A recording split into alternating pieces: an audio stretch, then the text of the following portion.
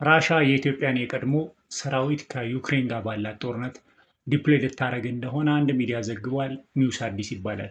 ምን ያክል ታማኝ እንደሆነ እርግጠኛ አይደለሁም፣ ግን መረጃውን ለመግለጽ ያክል ነው። ከቀደም ብሎ የራሻው ፕሬዚደንት ቭላዲሚር ፑቲን እና የኢትዮጵያ ፕራይም ሚኒስትር አብይ አህመድ በስልክ እንደተነጋገሩ ሰሞኑን ሰምተን ነበረ።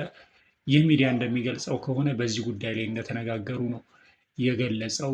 ከዚህ በፊትም ራሻ ኤምባሲ አዲስ አበባ ውስጥ ብዙዎች ለዚህ ጉዳይ እየተመዘገቡ እንደነበር ነው አያይዞ የጠቀሰው።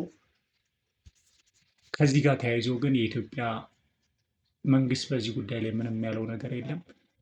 ከቅርብ ጊዜ ወዲህ ያው ጦርነቶች የመርሰናሪ ወይንም ደግሞ የተላላኪዎች ጦርነት እየሆኑ ይገኛል። ለምሳሌም ሱዳን ውስጥ ከኮሎምቢያ፣ ከኢትዮጵያ ከተለያዩ ክልሎች ሄደው በክፍያም ወይንም በተለያየ መልኩ ሄደው የሚዋጉ አካላት እንዳሉ ይታወቃል እና የመርሰናሪ ጦርነት እየበዛ ከመሆኑ ጋር ተያይዞ ይህንን ዜና እንዴት አያችሁት?